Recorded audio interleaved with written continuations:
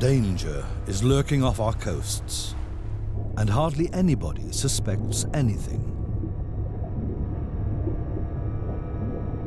A rusting legacy of the past, ticking time bombs. This threat on the beds of the oceans is known to only a few experts worldwide.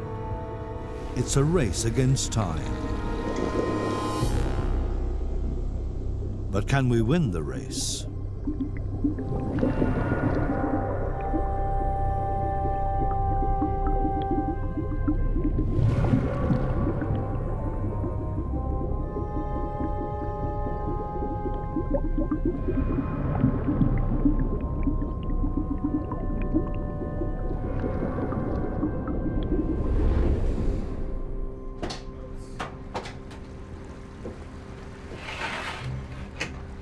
At the Baltic port of Gdynia in Poland, an expert team from the Marine Institute of Gdansk prepares to put to sea on the research ship Imor. On board are hydrographers, divers and biologists. They've been working together for years.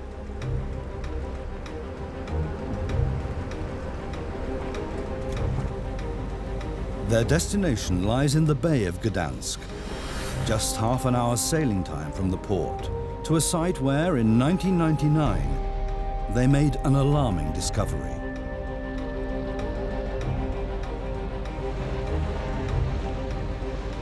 Head of the crew is Benedikt Hack, a former commander in the Polish Navy. He's an uncomfortable warning voice in official ears.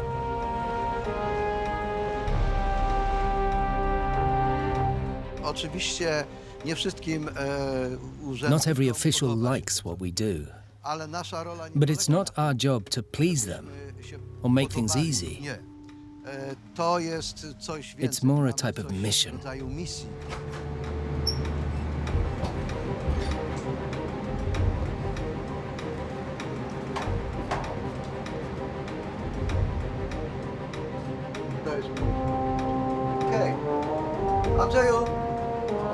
Stop the engines. We're over the spot.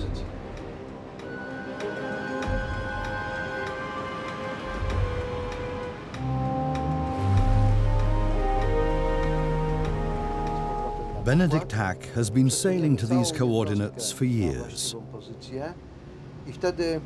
The position lies just 2 kilometers off the Polish coast. The unspoilt beaches of the Bay of Gdansk are seen as the Polish Riviera. It's a mainstay of East European tourism.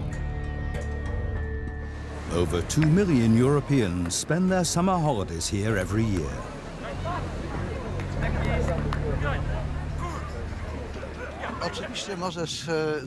You can have a wonderful time in this area, of course. Holidays here are marvelous. Beautiful beaches, nice people. Some think this will always be so, but sadly that's not the case. There's something here that only a few people know about, and unfortunately, it's very dangerous.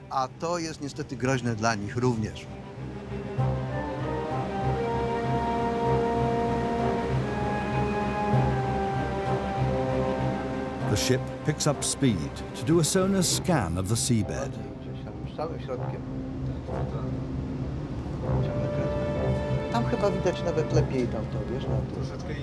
Gradually, the sonar images reveal what it is that's threatening the nearby seaside idyll, a relic from the past. The wreck of the German hospital ship Stuttgart, nearly 170 meters long. In the autumn of 1943, the ship lay at anchor in Gdynia, which had been renamed Gotenhafen by the occupying Germans, ready to take on wounded German soldiers from the Eastern Front. On the morning of the 9th of October, the crews of the American 8th Air Force in England were operational. 378 bombers took off from their bases.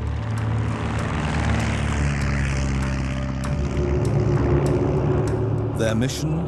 To destroy the strategically vital ports and dockyards of the then Danzig and Gotenhafen. After a flight of over 4 hours, they reached their target area.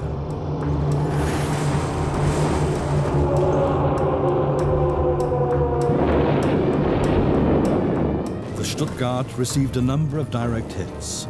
Fire broke out on the hospital ship. The flames lit up the whole harbour.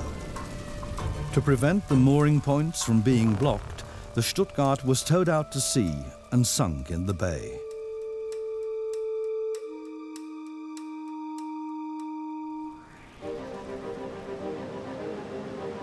The event is just a side note in the history books. The wreck and its position fell into oblivion. Until 1999.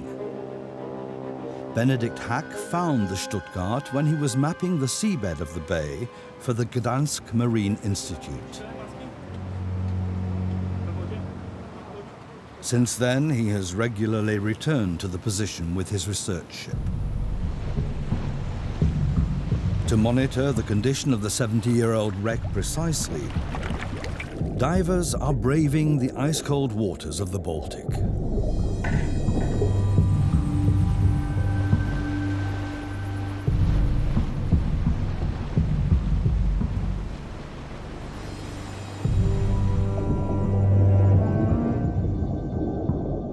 The Stuttgart lies a mere 20 meters down, overgrown with seaweed and shells.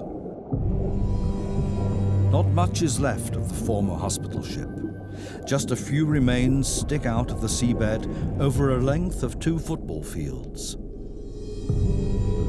In the 1950s, the wreck was partly blown up to salvage the steel for sale. At first glance, the wreck and its surroundings look harmless enough.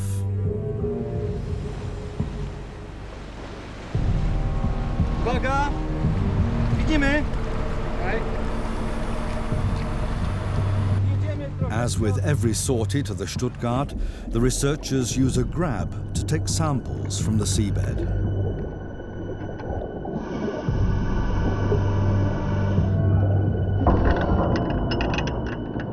Even the first sample, as it's slowly brought up, reveals why Benedict Hack is so worried. Viscous drops of oil run out of the grab. The researchers call them the black tears of the sea.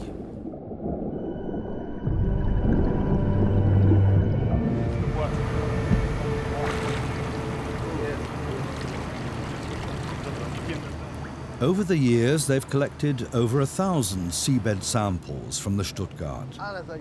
But what Benedict Hack and his team are bringing to the surface this time puts all previous samples in the shade. An evil-smelling, sticky mass containing very little sand and all the more heavy oil. So much oil. What a filthy mess. Wow. Really unbelievable. I've honestly never seen anything like it here before. What a stink. The researchers will inspect the mud more closely in the laboratory.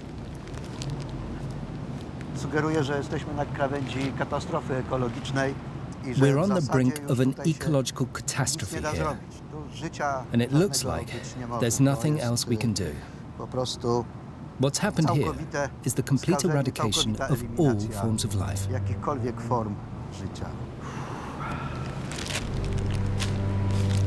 Benedict Hack intends to take another 200 seabed samples in order to be able to assess the extent of the pollution in the Bay of Gdansk. Is the Stuttgart just a tragic one-off case? What about all the other wrecks from the Second World War? Do they pose a threat to the environment?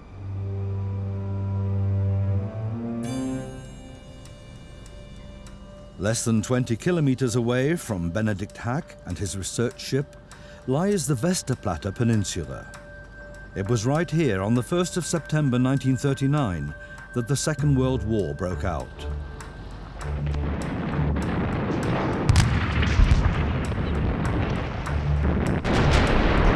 At 4:45 a.m., the German ship Schleswig-Holstein opened fire on Polish positions.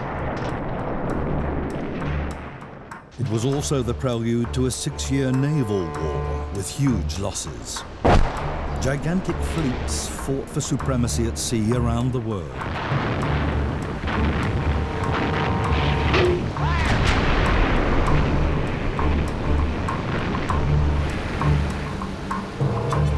Merchant shipping was also very much in the firing line. Germany's naval and air forces tried to cut the supply lines of Allied troops. Dreaded above all were the German U-boats, the Grey Wolves.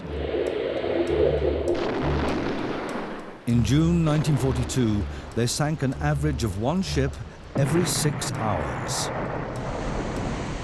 But how many ships altogether were sunk back then? And how many of them pose a threat today, like that of the Stuttgart?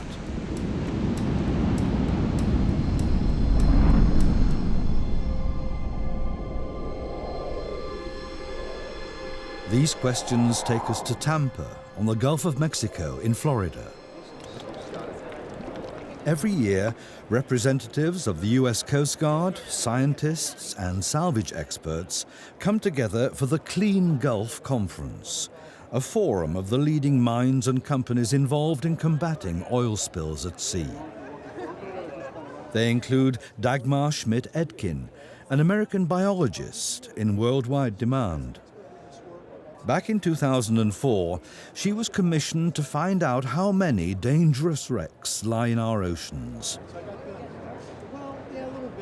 I collected data on different wrecks in different places, including a number of German databases, which I translated from German into English, and some of those were based on, which U-boat had sunk which vessels. For 2 months, Dagmar Schmidt-Edkin meticulously searched through archives and gathered data worldwide.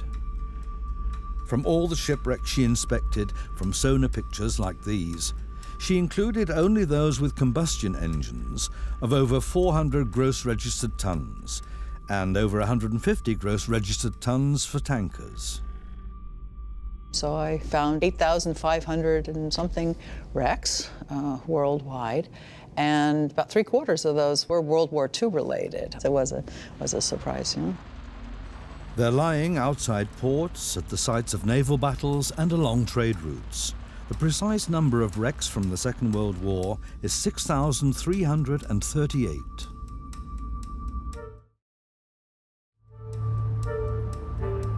Whether Italian freighters in the Red Sea or Japanese battleships in the Pacific, 6 years of war were responsible for the majority of all wrecks in the last 100 years of navigation. Sunk with the ships were tons of fuel and freight crude oil, stored in tanks in the ship's steel hulls. But no one knows exactly how much oil is involved. So Dagmar Schmidt-Edkin first produced an estimate for all large wrecks with combustion engines. If I had no information, I looked at the size of the vessel and the type of vessel, a tanker or a non-tank vessel, like a bulk carrier or a Victory ship or something like that. And I assumed, well, let's say at least 10% of the oil may still be on there, maybe 90%, maybe all, we don't know. So I have a range of values. So I estimated, using that methodology, estimated about 2.5 to 25 million tons of oil could potentially be on these wrecks. And that was something of concern because they could potentially leak out and cause the same kinds of damages we see in other oil spills that occur now.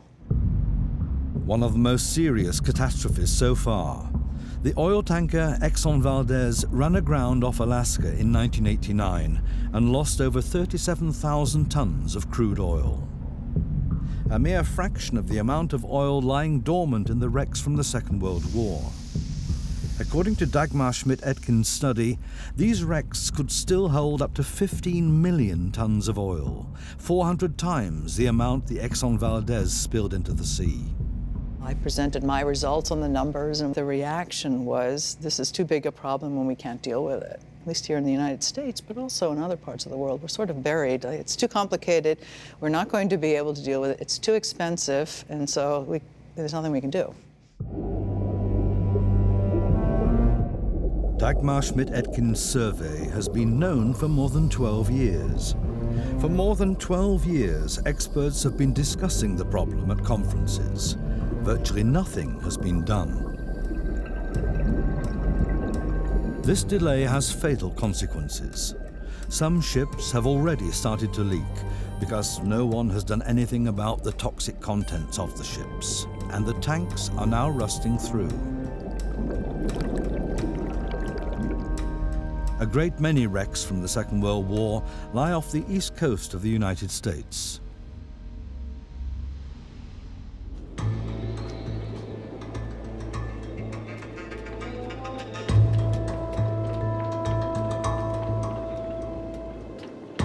A research vessel puts to sea. It's from the US National Oceanic and Atmospheric Administration, known as NOAA.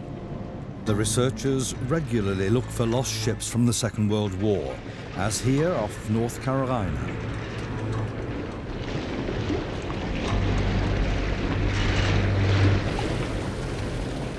Before Dagmar Schmidt-Etkin's study, it was mainly underwater archaeologists who were interested in wrecks. Increasingly, the researchers at NOAA are realizing they know far too little about the sunken ships of the Second World War.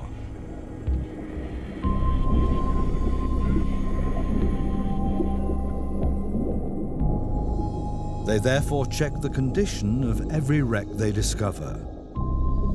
How badly is the ship rusted? Is it losing oil? Finally, they measure the wreck with millimeter precision by laser.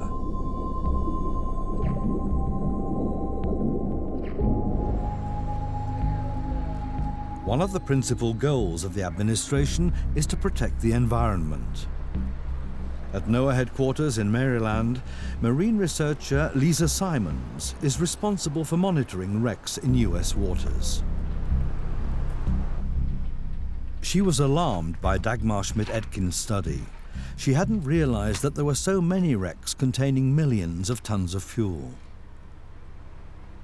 Well, there was a lot of concern, and that was something that we were very aware of, because there's been a lot of allegations about the waters of the United States, the waters of Germany, Europe, Japan being full of ticking time bombs. With the 20,000 points on it, there are actually 30,000. Lisa Simons wants to know exactly. In 2010, the US Congress granted $1 million for NOAA to find out whether and what dangers are posed by the sunken ships in US waters. It has taken a lot of very painstaking research effort with the archives, going back to the newspaper records. Sometimes you can find living crew members who remember being on a vessel or hearing about what happened to a vessel. What's the size of the ship? How much oil had it taken on board? What sort of fuel was it? Using 21 separate criteria, they're ranking the wrecks off the US coasts in terms of risk. Lisa Simons is currently gathering information on the freighter Coast Trader. In 1942, a Japanese submarine sank the ship off Seattle. According to the records they've found, there could still be 1,000 tons of fuel on board. And there's the edge of a hatch with the combing. Okay. Look at the decking there. You see how that's But failed? such information can be unreliable or simply wrong. Sometimes the researchers contest their assumptions with underwater robots. With the Coast Trader, they're particularly interested in the point where the torpedoes struck the ship. The damage is a lot worse than they assumed. The ship must have lost a substantial amount of oil as it sank. So this wreck now seems less of a danger than feared. Other ships, though, could just as well contain a lot more oil than calculated. The problem is they don't have the means to examine all the wrecks with underwater robots. Even with the Coast Trader, though, the potential danger is far from averted. The researchers suspect that its tanks might still hold 400 tons of oil. Specialists simulate on the computer what could happen if the toxic freight leaked. The first scenario, all 400 tons spill out. Great stretches of nature reserve on the Pacific coast will be contaminated. Altogether, they worked through 200 simulations, with varying wind directions and amounts of oil, in a bid to assess the threat and devise possible deployment plans for the worst-case scenarios. Hey Lisa, pull up the seat, I'll show you what we're working on. Okay, you've got The results are worrying. Yeah. They put the coast trader in a higher risk category, because in most of the simulations, the oil slick reaches the coast. Lisa Simons knows what that means. When the freighter was sunk in 1942, the beaches were covered in oil. Got the Macaw Reservation.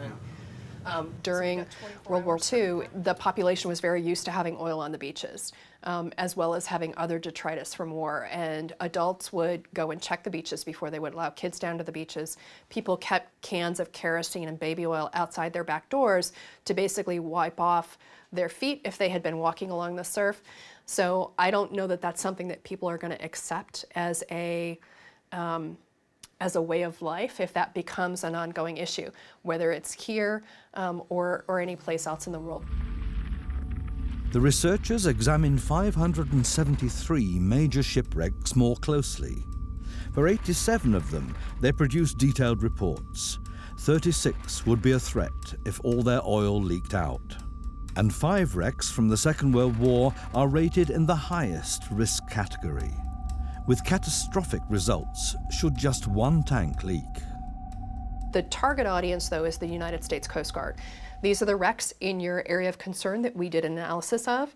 This is what our findings are. These are the wrecks that we recommend that you put into active monitoring, and it's up to the U.S. Coast Guard to determine whether or not they want to do an in-water assessment and then determine whether or not they want to remove the fuel.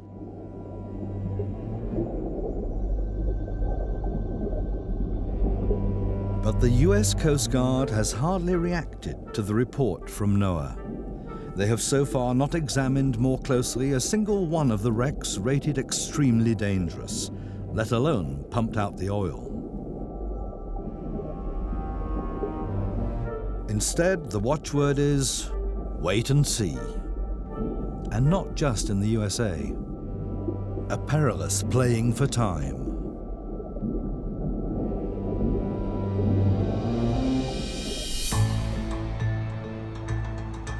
But the marine researchers are not prepared to wait and see. NOAA operates its own satellite and information center. Here, analysts evaluate data in real time for the US Weather Service and work out long-term climate models. They also monitor the surface of the oceans around the clock, on the lookout for oil spills. The experts can recognize even the smallest irregularities from the radar images with the naked eye, like this ship on the high seas.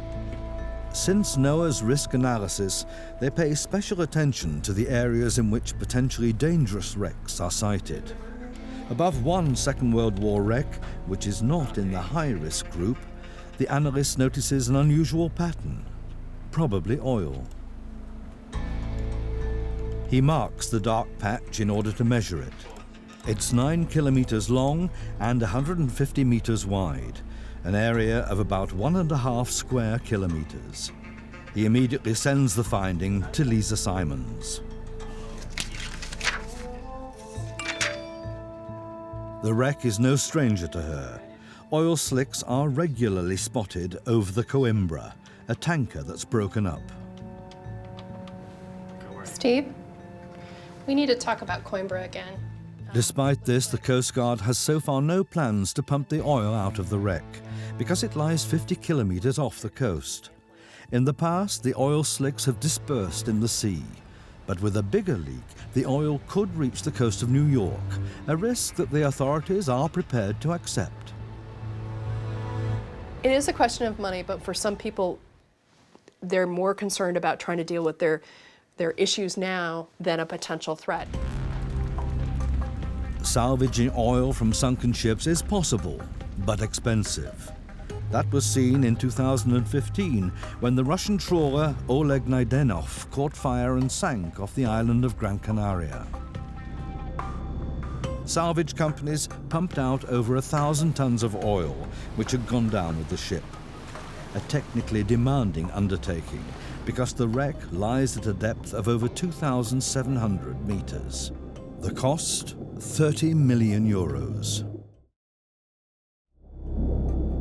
At this point, I believe we can take care of any wreck. We can operate in any operational environment and any ocean depth at this point. It's just a matter of making the decision to go and look for the wreck and then to solve the problem.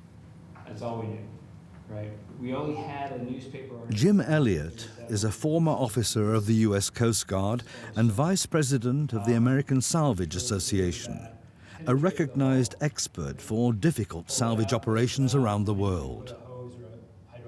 The first thing to happen nowadays after a shipping accident, if the oil threatens the environment, it's pumped off. Otherwise, the owner of the ship is liable for environmental damage. In the case of the Oleg Naidenov, underwater robots cut open access holes to the fuel tanks. By remote control, funnel-shaped collecting vessels were then installed into which the viscous fuel oil could flow under supervision. But are the salvage operators also called out for wrecks from the Second World War, which have been rusting away for decades? To be honest with you, it's very rare that we do this. It's amazing that we're still talking about these wrecks and they haven't been, the issues haven't been solved. But there's an argument that if that oil releases, if you're in an environmentally sensitive area, it could be a lot more catastrophic and definitely a lot more expensive in the long run to do that. So for example, you're dealing with the pollution recovery costs, and once oil's released from that wreck, you can only recover, say, 10 to 25% with current technology on the surface. So really, it's a losing game once the oil is released.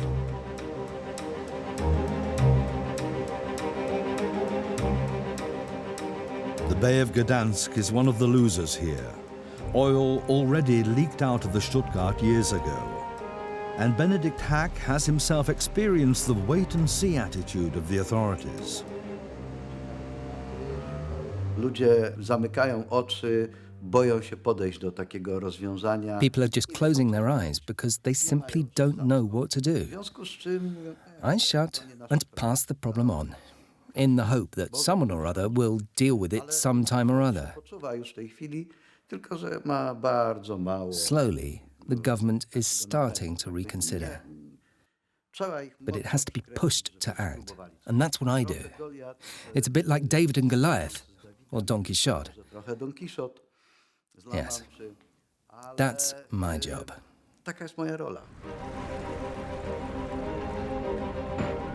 Benedikt Hack employs persistence and facts in a bid to get the Polish Environment Ministry to remove the environmental damage caused by the wreck of the Stuttgart.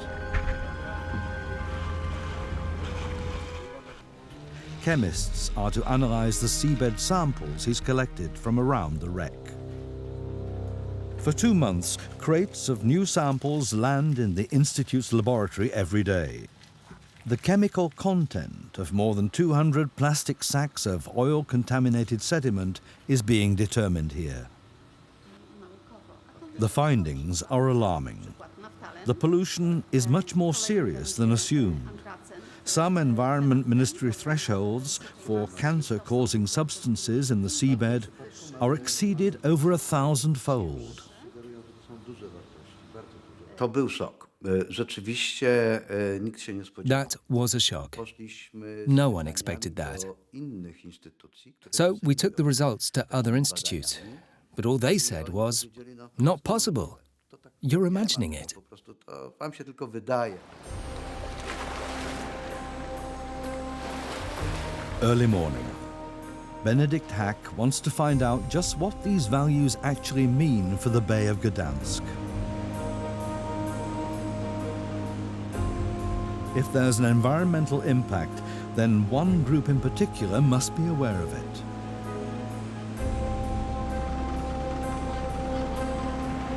Fishing in the Bay of Gdansk. For centuries, that's meant hard manual labor in small boats. Family businesses in which knowledge about the best fishing grounds is handed down from father to son. Wrecks are especially popular with fishermen. They're a sort of artificial reef and offer marine life protection against enemies. Benedict Hack is therefore sure that the fishermen are also casting their nets around the Stuttgart. And he's right. The fishermen confirm that just 2 days earlier, there was an intensive smell of oil at the site of the wreck. They've sometimes caught plaice in their nets there, they say, that have been sticky with oil or burnt by it. They don't land them, but throw them right back in the water. To są tak dobre ryby, że warto je sprzedawać, ponieważ do ich We're now joking at the Institute that you don't need oil to fry these tasty fish from the wreck, because they bring their own. Ale rzeczywiście te ryby są zanieczyszczone. But it's black humor, because the area is now contaminated, and that is very, very dangerous. The fish ingest poison, and ultimately, we then eat it. I w końcowym efekcie to my chorujemy. Benedict Hack is working on his final report for the Polish Environment Ministry. With the data he's collected in the laboratory and from the fishermen, he hopes he'll finally be able to persuade the authorities to tackle the unsolved and hazardous problem of the contaminated seabed. Patrzą na mnie jak na wroga. Dlaczego? No bo ja I'm mówię a thorn in their side. I tell them, there and there, it's contaminated. And they say, oh, it's nothing. Only you know about it. No one sees it. Let sleeping dogs lie.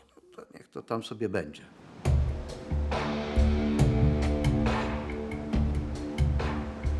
Are all countries reacting the same way to the slowly disintegrating wrecks? Don't look, wait and see. Because of its rugged fjord landscape, Norway has a coastline of over 20,000 kilometers.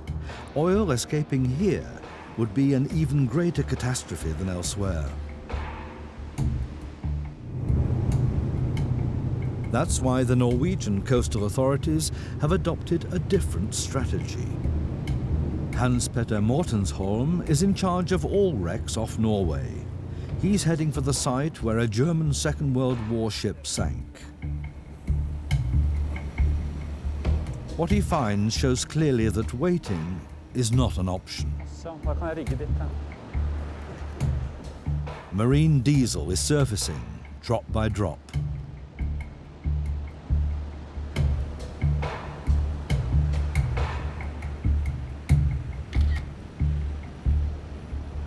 People in Norway along the coastline, I think they are used to seeing oil on the surface from the shipwrecks. Nazi warships discovered along the entire coastline started steaming up the Norwegian fjords.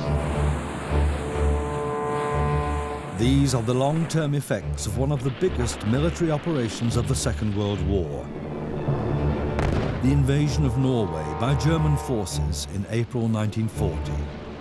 A British counter-offensive led to fierce sea battles, especially for the port of Narvik. The Allied formations sank 10 German destroyers. Altogether, the German Navy lost a third of its total fleet in the battles around Norway.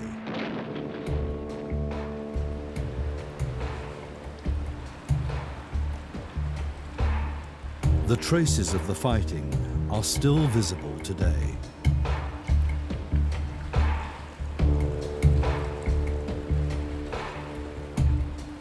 Some of the German wrecks lie directly on the coast, like the destroyer Georg Thiele. During the Second World War, some 900 ships were sunk in Norwegian waters. The Norwegian Coastal Authority has classed 29 of them as extremely dangerous because of the fuel on board. The wrecks are a magnet for divers, even though, or perhaps because, they are war graves. More than 4,000 sailors on both sides were killed in the sea battles. What very few of the divers realize is that the wrecks are an ecological time bomb, relentlessly ticking away. Again and again, oil leaks out of one or the other.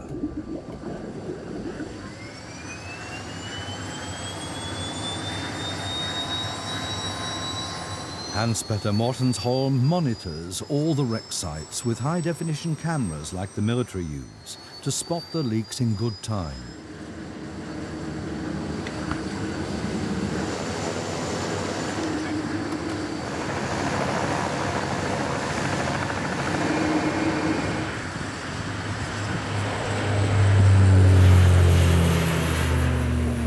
At least once a week, Mortensholm and his team fly over all the wrecks classed as dangerous. Today's destination is the Oslo Fjord. A fifth of Norway's population lives close to this narrow estuary. An oil spill here would reach land in no time. The fjord flows past the coastal fortress of Oscarsborg, which played a key role during the war. In 1940, its guns sank the heavy cruiser Blücher. In the narrow fjord, the German ship was an easy target and sank with over 1,400 tons of fuel on board.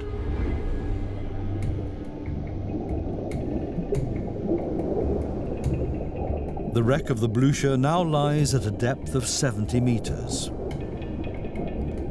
What's not visible is that it now contains only a fraction of its original load of fuel. The Norwegian Coastal Authority had most of it pumped out in a controlled operation in 1994 to avert a catastrophe.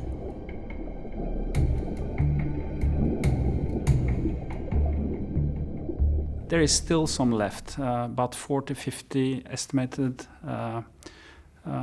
cubics of diesel, because they didn't empty the tanks close to the ammunition storage rooms due to the risk. And in addition, when you empty a wreck of remaining oil, you will always have small pockets with diesel still in the wreck. From the air, Hans-Petter Mortensholm again and again spots some of the remaining oil leaking out of the Blücher. If it gets worse, he may have to conduct another pumping operation, despite the risk of an explosion.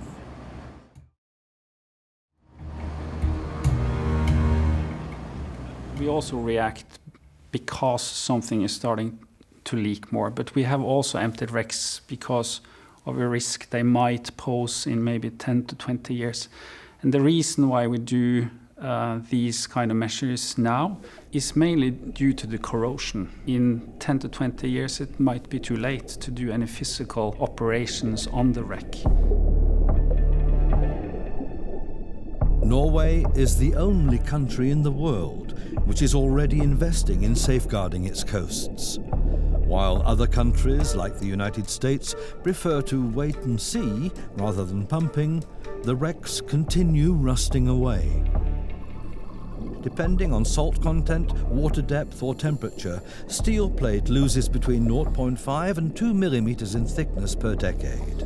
It doesn't sound much, but it adds up over time. In the Pacific, Australian researchers discovered that if steel plates lose between 3 and 10 millimeters of thickness, they become unstable and can break under even light pressure. Many wrecks from the Second World War are already entering this critical phase, or will do soon. The Norwegian government does not intend to wait until a catastrophe happens. It ordered 7 more wrecks to be pumped out preemptively. The steel walls of the tanks are still stable enough to insert valves without breaking. The engineers also pumped out the German destroyer Erich Giese, but they discovered something unusual. Especially the German bunker oil has an extremely strong smell. So we were interested to see how toxic is the oil, the bunker oil from the Second World War.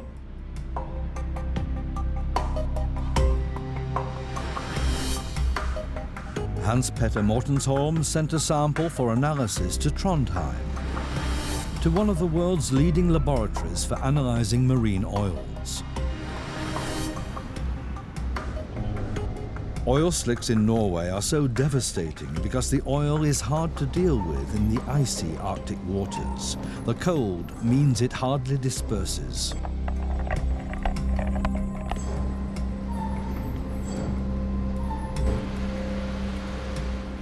The size of the droplets is also crucial in an oil spill. It determines how broad and thick an oil slick is, because one oil differs from another. The researchers here have already analyzed over 3,000 different types of oil.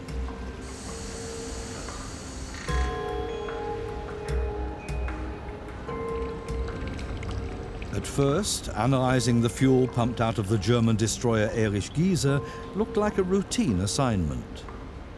An early test simulated whether and how far the oil mixes with water in wave swells. The sample had to rotate in this device for 24 hours.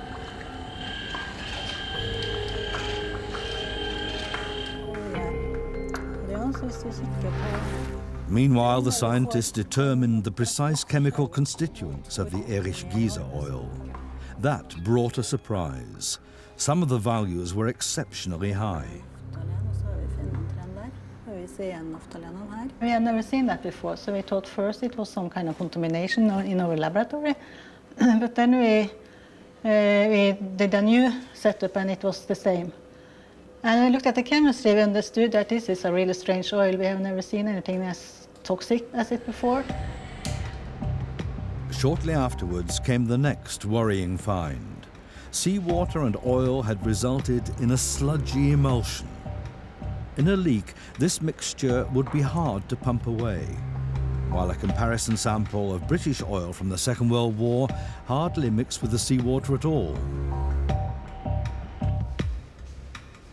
What no one knew so far, how would living organisms react to the strange oil? Tiny crustaceans form the basis of the food chain and are therefore the engine of the North Atlantic ecosystem. The researchers prepared a mixture of 40 parts seawater and 1 part of the unusually heavy oil. The copepods have to spend 96 hours in this liquid.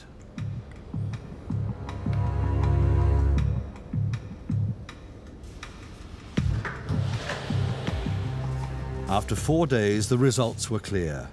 All the crustaceans were either dead or virtually paralyzed. It was a mystery to the researchers why this oil was so exceptionally toxic.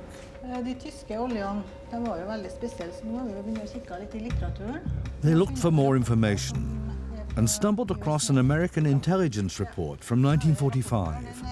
According to this, Germany had massive shortages of crude oil in the Second World War. As an alternative, oil was produced from coal, a process resulting in a much more dangerous fuel than conventionally refined oil. It has a high potential for actually causing adverse effects on the biota. So there is something that should not be left around for waiting it for corrode into pieces and then start to do action about it, but it's something that should be preferably removed in a controlled manner. Benedict Hack has also heard of the findings in Trondheim and is worried. His chemical analysis of the Stuttgart oil is very similar. He knows that highly toxic oil is contaminating the seabed.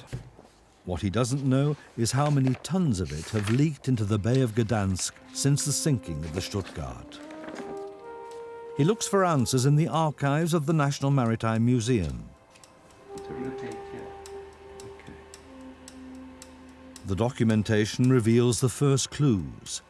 Before it sank, the Stuttgart was ready to set out to sea, so its tanks must have been full of highly dangerous synthetic fuel.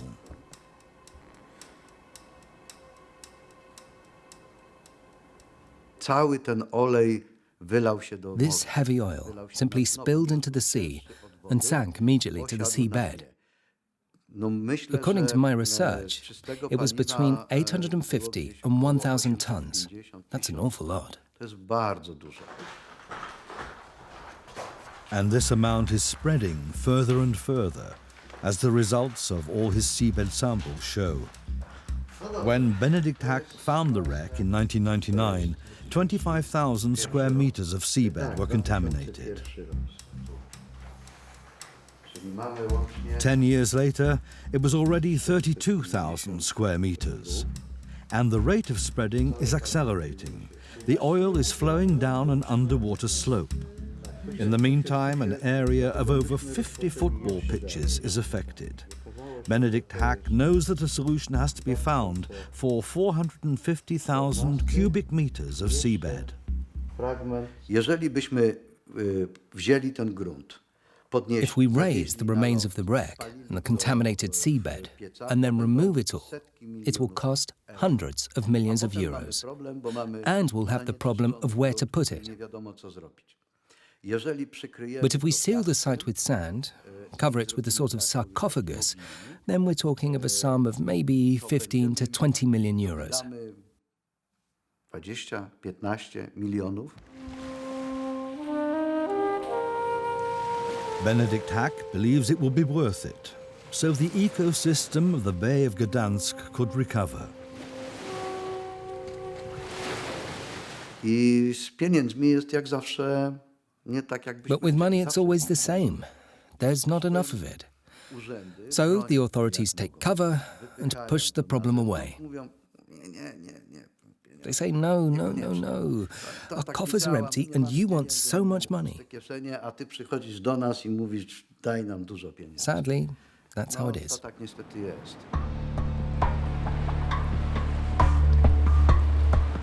But why should the Polish authorities pay the costs alone? Why doesn't Germany pay? The Stuttgart was a German ship after all. The question is, who is responsible for harm caused by wrecks from the Second World War?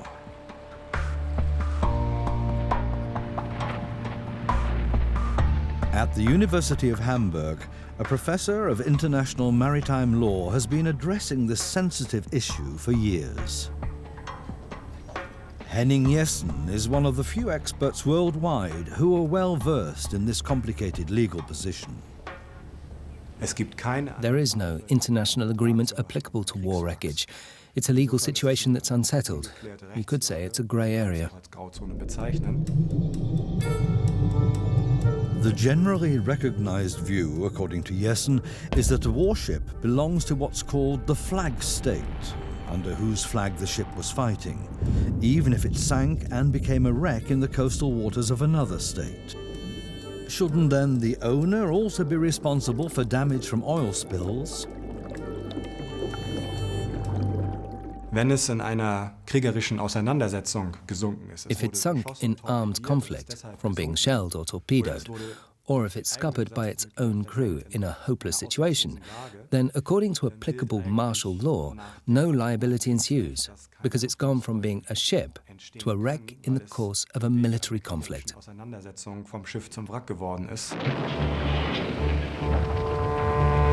In other words, a flag state like Germany, to which the ships still belong, can legally extricate itself from the matter and pass the costs on to those suffering the damage? Man muss zwischen der moralischen Sichtweise trennen, das ist tatsächlich so. From the moral standpoint, normally a voluntary commitment, or at least an accommodation with a coastal state suffering damage would be indicated. But from a juridical position, a flag state can indeed act precisely so. Genauso vorgehen.